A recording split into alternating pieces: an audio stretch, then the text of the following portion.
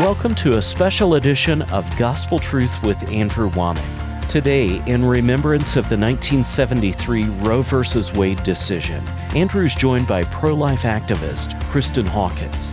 If you actually believe in your heart that abortion is the killing of a unique, whole, living human being that's never existed before and will never exist again, if you truly believe that's what abortion does, how can you stay silent? And now, here's Andrew. Welcome to our Thursday's broadcast of the Gospel Truth. Today I'm doing another special day of programming. This is the 47th anniversary of the Roe v. Wade decision that legalized abortion in America. And every year we do something just to keep this issue in front of people and to let them know that, man, this is something that the body of Christ needs to be dealing with. Today I've got Kristen Hawkins with us. And Kristen, you've got 2 children with cystic fibrosis and these problems that you're talking about. So is their life not valuable? How do you feel about them, and how's your relationship? Well, of course my children's life has value. They are equally valuable to their other siblings, right? And I would say that if you've ever met somebody with cystic fibrosis, if you've ever met someone who has Down syndrome or any of these other genetic abnormalities, you will agree that they are the light of everyone's life, right, who meets them, that they bring something unique to this world that I don't have, that my husband doesn't have, that just, they're very present. I remember one time I was speaking with a pastor about, why did God give me 2 children with cystic fibrosis? Of everything else I have to handle, it's a very selfish, really, mindset you go through. Because it's not about you, it's about your children. But I remember him talking about, the unique graces that they have, that this special grace that these children will have. And it's so true. Like if you meet my Gunnar and Gracie, there's something special and unique and holy about them. How's their attitude? Are they depressed, discouraged, or? Well, mental health is a huge issue within the cystic fibrosis community. They've actually, been doing a lot of studies of showing a large percentage of CF patients suffer from depression, anxiety. My son has anxiety. He's 10, and we've had some very real conversations this year. This year I sat him down and I explained to him what happens in an abortion. He obviously hears me talking about it a lot, so he was ready for it. So I explained it to him, and then I told him how 95% of kids like him are aborted. And 95%. Mm-hmm. Do you have any idea how many children that is that have been aborted because of cystic fibrosis? I don't know. I can tell you there's about 30,000 patients with CF here in the United States. We have the majority of CF patients here in the United States. Worldwide, there's only 70,000 of them alive. And so we do know it's very rare, but it's a hard subject. Like I talked to Gunnar about the fact that people abort kids just like him.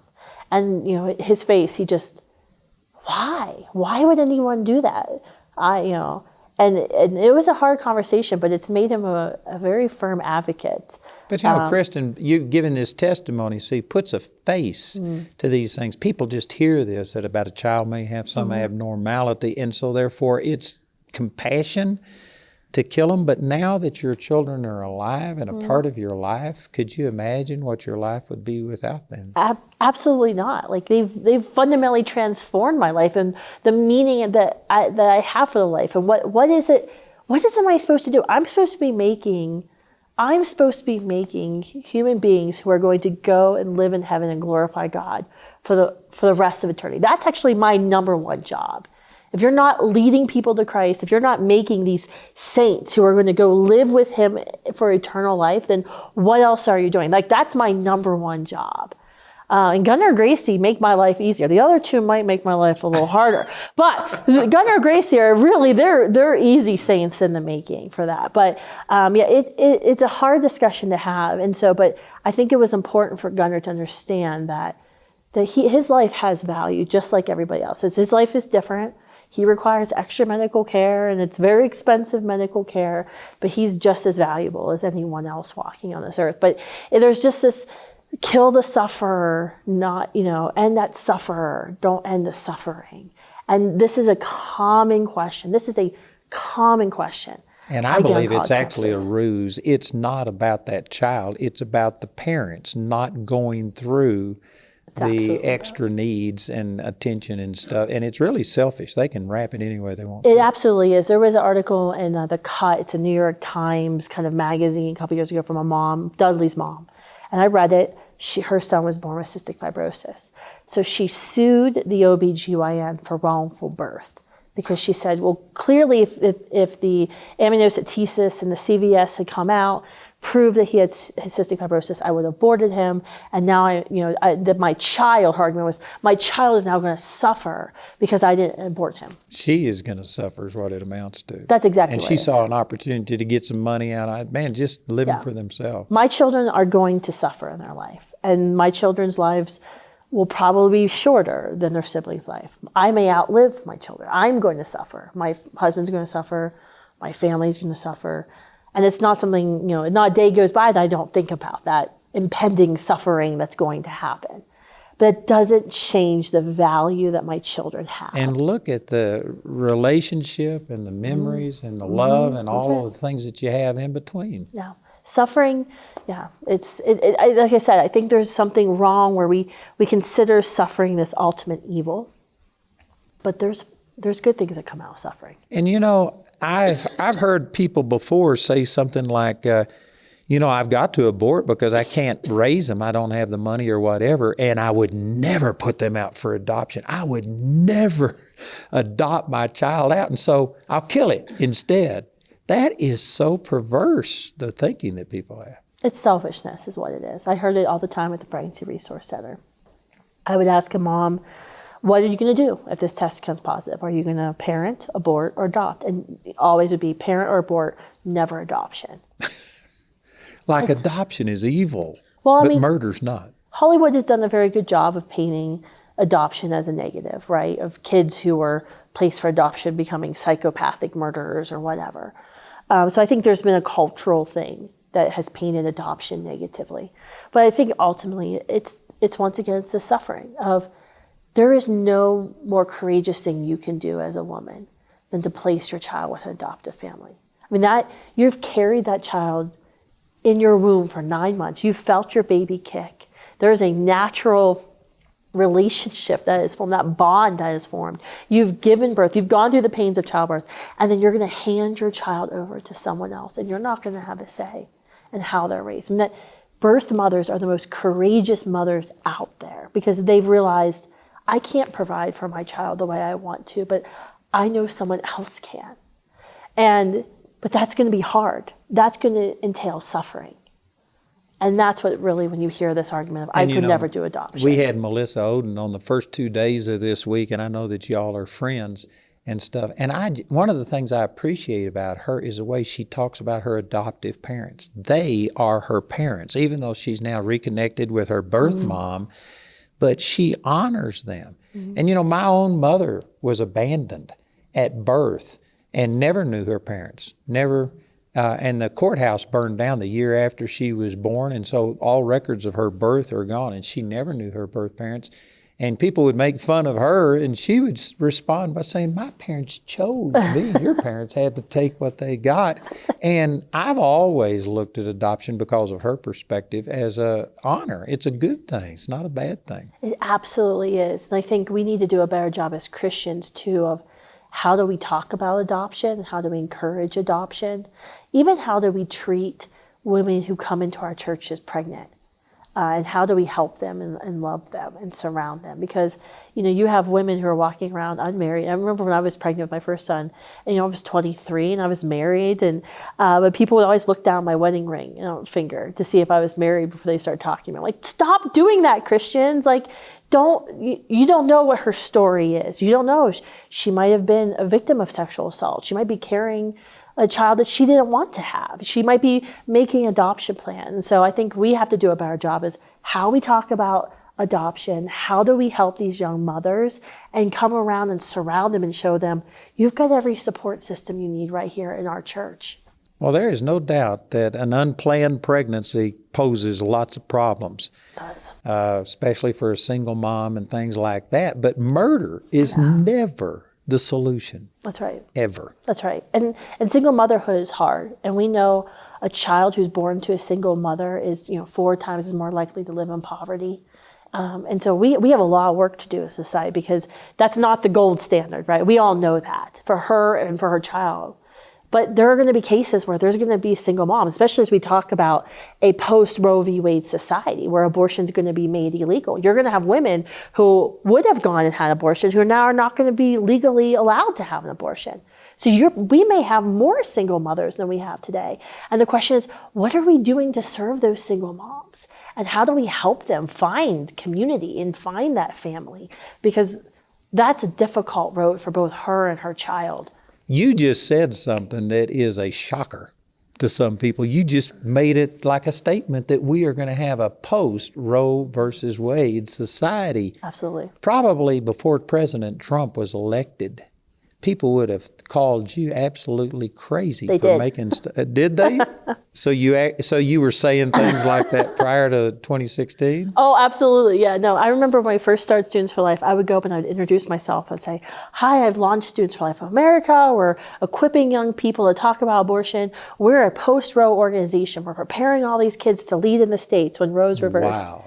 And a mentor of mine said to me at one time, I was doing this fundraising event in New York City, and a lot of jaded folks there. And he said, you need to stop saying that. It just makes you sound crazy. Like no one believes what Nobody's you're saying. Going to take you serious if you believe. I also got a lot of job offers too when we started Students for Life. Of that's so great, good for you. If you need a job in 6 months, come and see me, right? All right. So things have changed. Do you really believe that we could see the overturn of Roe versus Wade? Absolutely. I do believe we can see it. Our mission on our website is abolish abortion in our lifetime. And that always scares the pro-abortion reporters. Speaking about your website, what is that? What's the website? Studentsforlife.org. Mm-hmm. And what do you have there? What kind of resources? Oh, we have all kinds of resources. If you're a parent or grandparent, you want to get your young person involved in the pro-life community, get them active in their school, we can get them signed up. We have a National Pro-Life Summit, which is this week in Washington, D.C. I would encourage everyone. It's on Saturday, January 25th. You can tune into the live stream. Every national pro-life organization and leader is going to be there speaking. It's going to be incredible. It's going to be a great way if you're sitting at home and you're motivated from listening to Melissa, listening to me.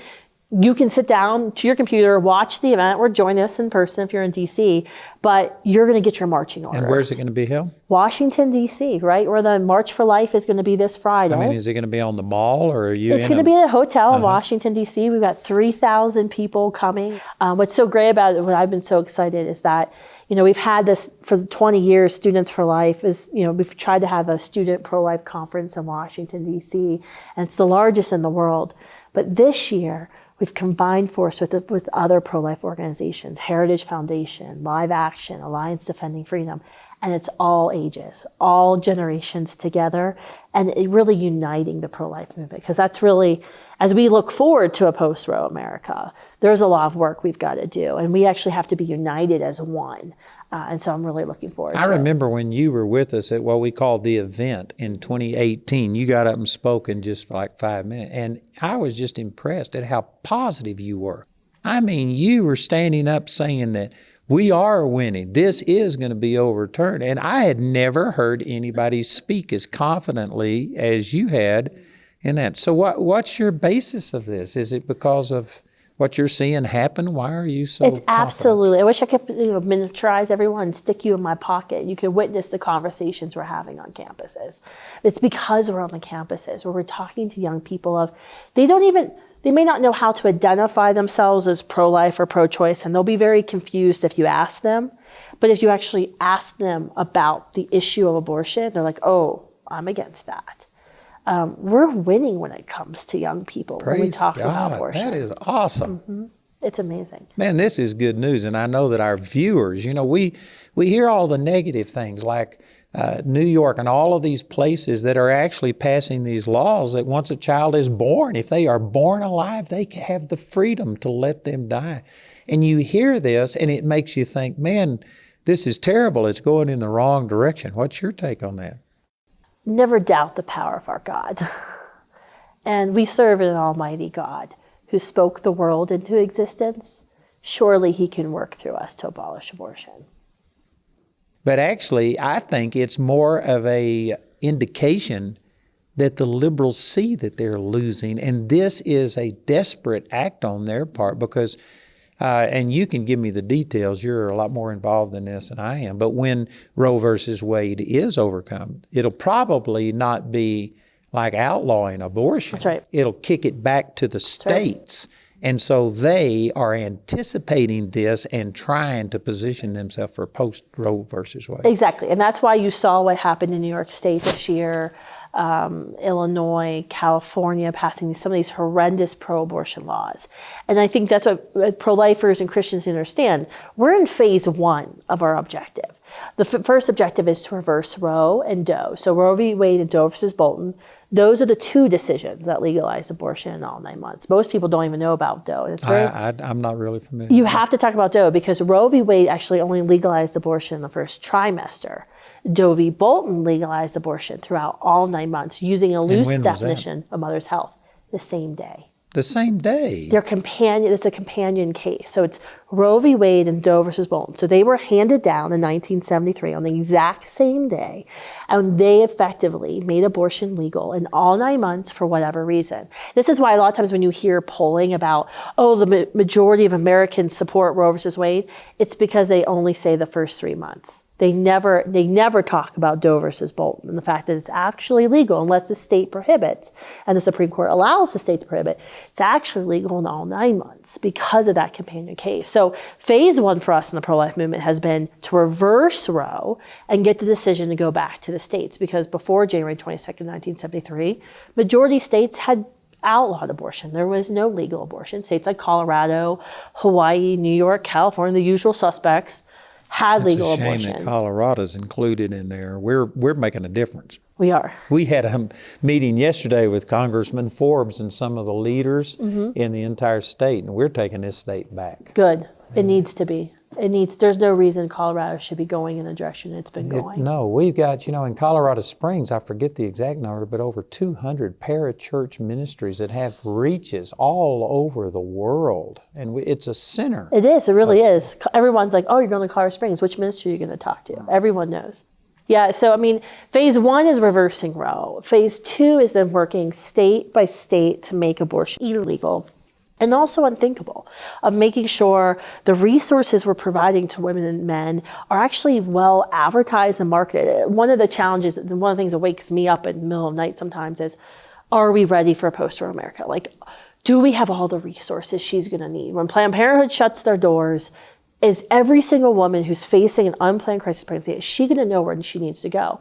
And I actually believe we actually do have the resources. Yeah. We have more than 2,600 pregnancy resource centers, more than 8,000 federally qualified health center, community health care clinics. My biggest concern is we're not very good at marketing ourselves, of saying, here's who we are, here's the one national number you can call, because a lot of our pregnancy centers were all kind of independent. So I think for us pro-lifers, we need to do a better job of saying, this is what pro-life is, here's who we are, here's all the resources. Well, just to that point, Planned Parenthood has less than 600 Planned Parenthood, right. And yet they occupy this position that if somehow or another they were closed down, women would just be without any resources, and they are a very small percent. And plus, their 90-something% of their business is all abortion. If you give those statistics, if we were to lose Planned Parenthood, how would that affect women? Planned Parenthood says they serve about 2.1 million Americans a year. If every Planned Parenthood would shut down tomorrow, something I pray for daily, every federally qualified health center, those 8,000 federally qualified health centers that we already fund with taxpayer dollars, they would only have to see 2 more patients per week to make up the difference. Because those federally qualified health centers, they're serving more than 21 million men. And yet they have the marketing that they are the predominant health care provider for women. It's all marketing. Because these federally qualified health centers, these are independent community health care clinics. You have to go to findahealthcenter.hrsa.gov. You put in your zip code and it tells you where all the federally qualified health centers are. For the pro-life movement, you go to optionline.org and you find all the pregnancy resource centers and maternity homes. But Planned Parenthood spends tens of millions of dollars a year advertising and making it seem like they're this necessary thing that all American women need. 4 out of 5 American women will never even step foot inside of a Planned Parenthood. So it's not the numbers that you think it is. despite what the rhetoric you hear. And I'm sure that you're aware that Planned Parenthood was started by Margaret Sanger, and what was her goal in starting Planned Parenthood? Yeah, I mean, Margaret Sanger was a known eugenicist. She believed certain classes, certain types of human beings should not have the ability to reproduce. She'd spoken for female KKK rallies. One of her first board members was actually a member of the KKK, Lothrop Stoddard. The Nazis actually learned eugenics from the Americans. And Hitler was one of her people that she admired. The Nazis came here in the 1920s to learn eugenics from Americans. There's actually a good documentary. If you go, it's Maafa 21. I think you can get it on YouTube now. Maafa is a Swahili word for great tragedy. It's Maafa 21. A friend of mine put it together, and it starts actually with Darwin and his book and his cousin who invented modern eugenics, and it goes all the way through, and it connects all the dots, and things make so much more sense when you're like, oh my gosh. Did you know the American, Genetics Council was actually the American Eugenics Council, and the first president of the American Eugenics Council was the second president of Planned Parenthood? I mean, there's all kinds of things that you've never even thought of how they've all been interconnected and woven together. And one of those groups that Margaret Sanger specifically wanted to target and stop reproduction was African Americans. Absolutely. And she started it to eliminate the black population in the U.S. And what percentage of abortions are done among African Americans? It's about 36%. So and yet they occupy what, 13% of the population. And so it's way disproportional, 2 to 3 times as many. In New York City, a woman who's pregnant, a black woman who's pregnant, is more likely to have an abortion than to give birth. There's actually more black babies being aborted in New York City than are being born. And I think I mentioned this at the start of our interview yesterday, but I'd heard this stat that now abortion is like the second leading cause of death in the world. Have you heard anything along those lines? I've heard that it's the number 1 leading cause of death. Number 1. I'd be interested to see what stat said it's number 2. Well, it might have been because me China, that forgot it. You think about our abortions here in the United States are decreasing. When I started in the pro-life movement, we were over 1.3 million. That was 18 years ago. I'm aging myself. But now we believe it's fewer than 1 million abortions a year. Now, the problem with our abortion numbers, which most people don't know this, is we don't actually have a national abortion reporting requirement. So we don't really know. We're relying on the abortion industry to self-report to the Alan Guttmacher Institute, which is a sister organization of Planned Parenthood. That's how we get our, it's totally backwards. Every other country has, if a woman's dying from an abortion or she faces a severe side effect, it's all reported. We don't actually even have any of that data. But we do believe the abortions are actually fewer than 1 million today. So that's actually good. So the abortion rate is going down. Why is that? Chinese abortion rates are Is horrific. it these pregnancy centers and the pro-life movement, or what is causing the abortion I definitely rate to think drop? you have a few things. You have ultrasound technology. So when we're on college campuses, that rhetoric of it's a blob of tissue, it's nothing, doesn't really hold water anymore. We've started 3 pregnancy centers in this area, and each one of them, I think, focus on the family is the one that provided them with the ultrasound. Mm-hmm. And that is part of the process when they do a pregnancy test. And I forget the percentage, but it's huge. Yes. Once that woman sees that this is not a blob of tissue, you can see the fingers and the toes. The vast majority of them choose to keep their That's child. right. The challenge is getting them to actually do the ultrasound, because getting a woman to sit down and have the ultrasound, it's hard because she knows she's going to be challenged. So yeah, I think you have the fact that we've all seen our brothers and sisters in ultrasound. I think a lot of us know someone who's had an abortion, and we realize that now you're a abortion younger changes person you. talking. Yeah. Because back when I was having kids and stuff, you didn't even know what sex they were before they were born. You didn't know these things. And now now I had 40 ultrasounds of my kids. I knew exactly what they were going to look like. And now you're before just they were born. talking about everybody's seen an ultrasound. Oh, of their absolutely. child. Yeah. And you have so many who have personal stories of abortion. The research study I mentioned earlier that we're doing with these mushy middle, one thing came very clear in all these interviews we're doing. No matter who we were interviewing and how they positioned their feelings on abortion, every single woman we interviewed admitted that abortion fundamentally changed her friend. Yes. That no matter what reason or whether she thought the abortion was for good reason or not, that her friend was never the same. And so I think that really helps us as well. So in 2 minutes, we only got 2 minutes left. Speak to those mushy middle or whatever you call them, the ones who are Christians and they believe it's wrong, but they don't want to get involved. They don't want to face you've said you gotten death threats. How do you speak to people that like that? I would say not to be afraid. We know who it is we're serving. We also knew that we're called to spread his truth and his light. And as part of that, that means telling the truth about abortion, being unafraid to speak up when your colleagues or someone at church disagrees with you about abortion, to be able to speak truth and love. And you don't have to do it in a way where you're demeaning someone or you're screaming at someone, but you're called to speak the truth. And you have to be unafraid.